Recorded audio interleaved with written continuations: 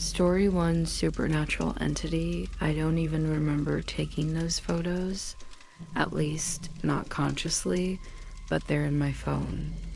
Dozens of them. Grainy shots of places I swear I've never been. Decaying stairwells, rusted doors, broken, tiles covered in dust, and in some of them, something else. Something I can't explain. It started last week, right after I updated my phone storage. I was scrolling through my gallery, deleting old screenshots, when I noticed a folder I didn't recognize. Our EC_04. No thumbnail. Just an empty gray square. I clicked it, and immediately I regretted it.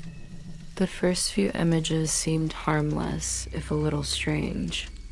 Empty hallways with peeling paint, ceilings sagging from moisture, shattered windows letting in beams of harsh, unnatural light. I could almost smell the mildew, feel the sticky dampness in the air, but the strangest part, I didn't recognize a single location. I thought maybe I'd saved them accidentally from some website, but they were all tagged with my GPS coordinates, or close to them, and the metadata showed they were taken at times when, as far as I remember, I was home or asleep. Then I reached one particular photo, a narrow stairwell leading down. The railing was bent, the floor cracked. But what caught me was the corner, a shape. Humanoid, almost crouched low as if waiting. No face. Just the impression of limbs too long, joints bending the wrong way. I stared for minutes, convincing myself it was just debris, shadows playing tricks. But the more I zoomed, the less sense it made. There were fingers, or something like them, curled tightly around the edge of the frame, as if whoever or whatever was trying to stage us out of view. I backed out of the gallery, locked my phone, waited, rationalized. Maybe I downloaded some creepy art without remembering. Maybe it was I generated junk from one of those apps I mess around with. But when I checked my download history, nothing. No records, no source. Sleep didn't come easy that night. Around 2 a.m., my phone buzzed, just once, no notifications. No messages, just a vibration. I ignored it, but the next morning, 3 new photos were there. Same folder, same decayed walls, same oppressive atmosphere. And in the background of one, a reflection in a broken mirror, tall, thin, watching. I tried to retrace the GPS locations. Weird thing. They pointed to places within 5 miles of my apartment. Industrial zones, old warehouses, places nobody goes anymore. I considered driving there just to see, but something inside me, some instinct I didn't fully understand, told me not to. For the next few days, the photos kept coming. Always. Between 1 and 3 a.m., always showing different parts of what seemed like the same building. An endless maze of corridors, staircases, empty rooms with furniture too decayed to stand. And always that presence, a silhouette in a doorway. A shadow behind broken glass, fingers resting on a window frame. I covered my phone's camera with tape, turned off location services, disconnected Wi-Fi. Still the folder updated itself, more images, more fragments of that place I've never been. Or maybe the place my mind refuses to remember. Last night was the worst. Around 2:47 a.m., I woke up suddenly, no sound. No reason, just awake. I glanced at my phone. The screen was on. Camera open, front facing, recording my own face. Stared back at me, pale, confused, but something was wrong. The background behind me wasn't my bedroom. It was that stairwell. I shut the phone off, threw it across the room. Couldn't sleep after that. When morning came, I checked again. The video was gone, but 12 new photos had appeared. The last one wasn't a place. It was a close-up of my bedroom window. From the outside, I haven't checked my gallery since. I'm writing this now because I need to know if anyone else has experienced something like this. If these places, if this thing is something real, or if I'm losing my mind. Please, if you've seen these kinds of photos on your device, let me know. Am I the only one? Story 2 Corporate Conspiracy. I signed up for one of those off-the-grid adventure tours last summer. You know, the ones that promise a total disconnect from technology and modern life for a few days. It sounded perfect. Kayaking, hiking, wilderness, survival, no emails, no stress. But there's something about that trip that's been clawing at the back of my mind ever since. Something I can't fully explain. It started with the ad itself. It popped up in my feed at 2 a.m. in black background. Simple white letters, unplug. Push your limits. Find yourself. There was no company logo, no flashy graphics, just a button that said apply now. Honestly, that should have been my first red flag, but I clicked. The application was oddly detailed. It asked about allergies, medical history, even psychological assessments. I assumed it was a liability thing, given the extreme nature of the trip. After I submitted it, I got a confirmation email within an hour, no phone call, no follow-up questions, just an address, a date, and a warning, no phones. Number, recording devices. When I arrived at the pickup point, a white, unmarked van was waiting. Inside were 5 other participants, all quiet, avoiding eye contact. The driver didn't speak. No company branding anywhere. We drove for what felt like hours into increasingly remote areas. Eventually, the road turned to gravel, then dirt, then nothing, just forest. The base camp was unsettlingly sterile. Portable buildings lined up in perfect rows, all white, all windowless. A woman in scrubs greeted us, not the rugged guide I expected. She smiled, but it felt rehearsed. She handed each of us a wristband with an ID number. No names, no introductions, just numbers. The first day was normal enough. They took us hiking, showed us how to start fires without matches, but everything felt staged. The instructors wore earpieces. They whispered into them constantly, even when no one was speaking back. And there were cameras, small, black, barely noticeable, tucked into trees, mounted on rocks. That night, I noticed something strange. One of the other participants, a guy with a shaved head, never came back to his tent after dinner. Nobody mentioned it, not the staff, not the others. His backpack was still there, zipped shut. His shoes were placed neatly by his cot, like he was expected to return. But he didn't. The second day was different. They took us to a cave system for navigation exercises. But inside, there were metal doors, heavy industrial built into the rock itself. The guides unlocked one and ushered us inside. The air was cold, sterile. The walls weren't natural stone. They were lined with padded panels, like a soundproof room. Inside, we were told we'd be doing sensory deprivation training.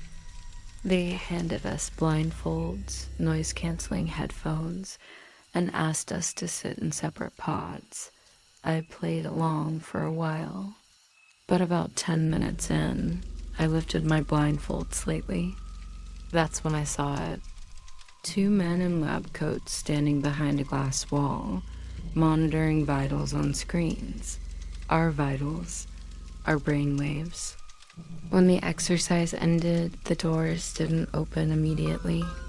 I heard muffled arguing voices I didn't recognize. Then a mechanical buzz, and the doors slid open. One participant, a woman in her mid-30s, was crying quietly. No one acknowledged her. Not the staff, not the others, as if it wasn't happening. That night, I pretended to be asleep while I watched from the crack.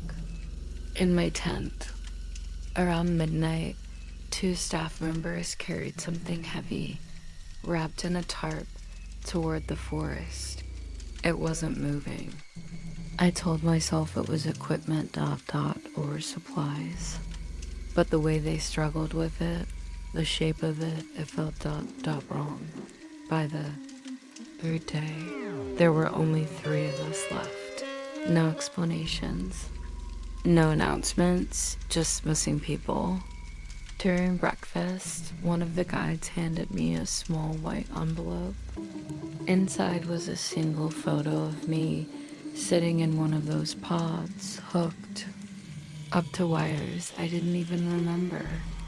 On the back, in messy handwriting, Stage 2 approved. I left that place alive. I don't know how. Maybe because I acted like nothing was wrong, like I didn't notice. But ever since, strange things keep happening. Unmarked packages on MY doorstep, phone calls with no one on the other end. And sometimes, I swear I see that same white van parked down the street. If anyone else has experienced something like this, please let me know. Am I being paranoid, or are they still watching? Story 3, Vivid Dreams. I don't even know how to start this.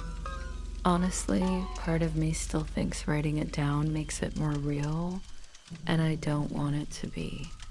But something happened a few nights ago, something I can't explain, and it's getting harder to convince myself it's just in my head. It began with an email. No subject, no sender. The kind that would usually get filtered as spam, but this one slipped through. The body of the message was empty, just a single attachment, a PDF titled Observations. At first, I hovered over it, ready to delete, but something, I don't know, something about the name made my fingers freeze over the mouse. I opened it. There were no words of introduction, just a list of places. Ordinary at first glance. Small gas station, blue facade, broken pump number 3. Overpass footbridge, metal railing rested on north side. Motel sign flickering, letter E missing. Each entry was followed by a brief description. Nothing too specific, until it was. The descriptions were exact. Uncomfortably exact. They weren't places I recognized from real life. No, they were places I'd only seen in my dreams. Not once, not twice. Over and over. Vivid, unsettling dreams that had been haunting me for months now. Dreams I'd never told anyone about. There was the gas station where the bathroom door never locked, and you could always hear this strange, rhythmic tapping from the storage room behind it. But footbridge where the shadows never aligned with the railings, like something was standing just out of frame. The motel, God. The motel with that broken neon sign buzzing just enough to drown out the sound of something scratching against the back wall. I scrolled down. Each entry had a timestamp, a date, matched perfectly with the nights I'd had those dreams. It wasn't just describing the locations, it was tracking them, tracking me. The PDF included sketches, rough, hand-drawn renderings. I could immediately recognize them. The sagging, power line above the bridge, the torn poster for some missing cat on the motel bulletin board. Details so precise that I felt sick. Then I hit a section labeled behavioral patterns. And that's when the bottom dropped out. It wasn't just about the places anymore, it was about me. Subject hesitates before entering the laundromat. Subject circles the motel twice before approaching the office. Subject avoids. Looking into reflective surfaces. These weren't guesses. These were my exact movements. Decisions I made inside the dreams. Choices that felt random but were now laid bare, cataloged like lab notes. I kept scrolling, fingers trembling. The final entry was dated last night, fresh. Subject stands outside laundromat at 2:14 a.m., appears aware of presence behind, turns, finds nothing. I read that line over and over. That's exactly what happened. I remember the cold sting of the glass against my fingertips as I pressed my hand to it. I remember the overwhelming certainty that someone was standing right behind me, watching. But when I turned nothing, suddenly the air around me felt wrong, heavy, still. I noticed. The window half open. I never leave it open. Cold air leaked in, bringing with it an odor that made my stomach turn. A mix of damp concrete and something sweeter, sickly, almost like rotting fruit. My instincts kicked in. I checked every lock in the apartment twice, peered under the bed, opened every closet door, nothing. But when I returned to my desk, there was something new. A small folded piece of paper placed right on top of my closed laptop. I hadn't heard anything. I hadn't seen anyone. My apartment door was still dead-bolted. I unfolded it with hands that barely felt like mine. The handwriting was small, careful. Just 3 words. You're not supposed to remember. No name, no signature, just that. It's been 4 days. I haven't slept. Every time my eyes drift closed, I feel it. That pull. Like something is waiting for me on the other side of sleep. The gas station, the bridge, the motel. They're still there, but now there's something new. A hallway, endless, lined with closed doors. And I swear sometimes one of them rattles. Like someone or something is trying to open it from the inside. If anyone out there has experienced anything like this, anything even remotely close, please tell me. Please, I need to know I'm not the only one. Story for voluntary amnesia. It started with a manila envelope. No return address, no markings. Just my name, handwritten, shaky black ink. I almost didn't open it. I thought it was junk, but I don't know. Something about how heavy it felt. Like it shouldn't be that heavy for paper. Inside, photographs. 8 of them. all in black and white, grainy. Faint timestamp on the corner dates from about 6 months ago. That's around the time I did it, the memory procedure. Voluntary amnesia, they called it.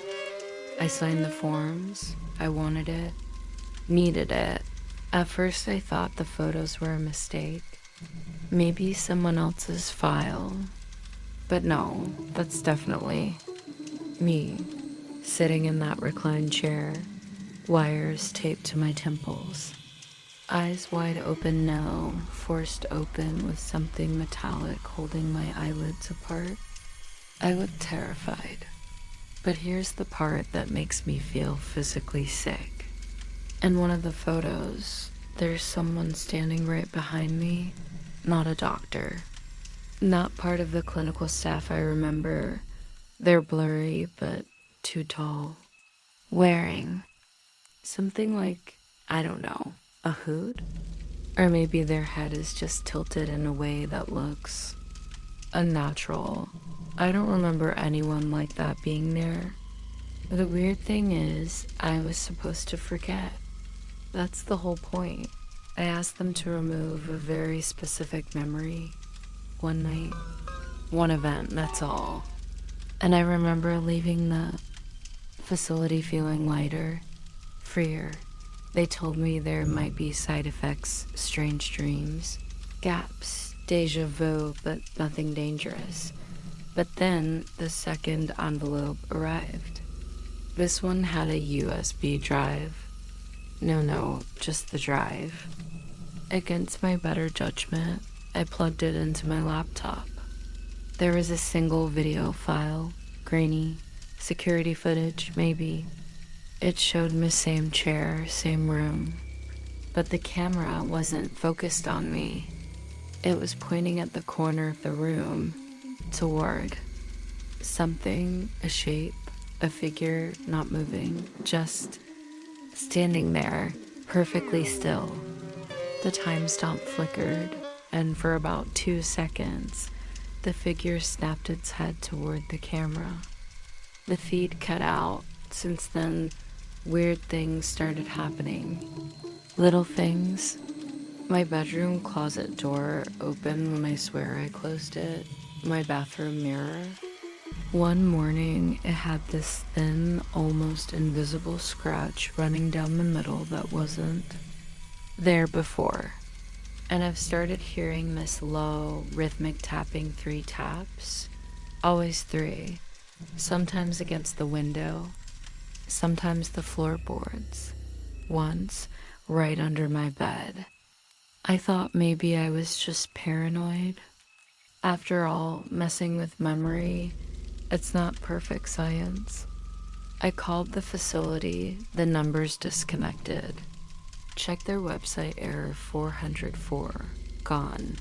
Like it was never there. Last night, a 3rd envelope arrived. This one only had 1 photo. A Polaroid this time. No timestamp. No labels, just my bedroom, my actual bedroom. The angle suggests it was taken from inside the room standing, maybe 3 feet from my bed. And in the background, there's that same figure. Only this time, it's closer. I don't remember consenting to whatever this is. I don't even know if what they erased was the trauma or the thing itself.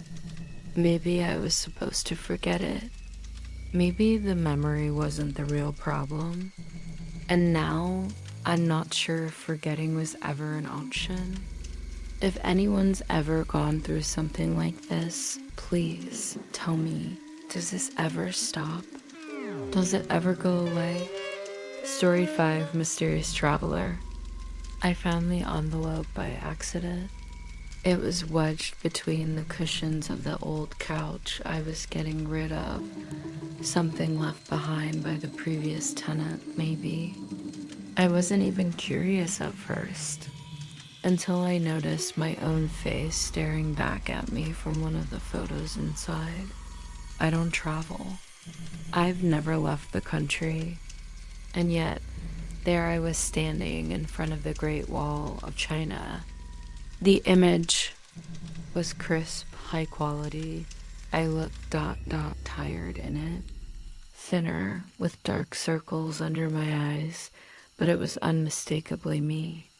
Same mole near my eyebrow, same crooked canine tooth when I half smile. I spread the rest of the photos across my kitchen. Table, dozens. Some were faded, some recent. Me at Machu Picchu in the Sahara Desert, inside a crowded street market somewhere in Bangkok, always alone. Always looking directly at the camera, or something just past it. The details felt wrong.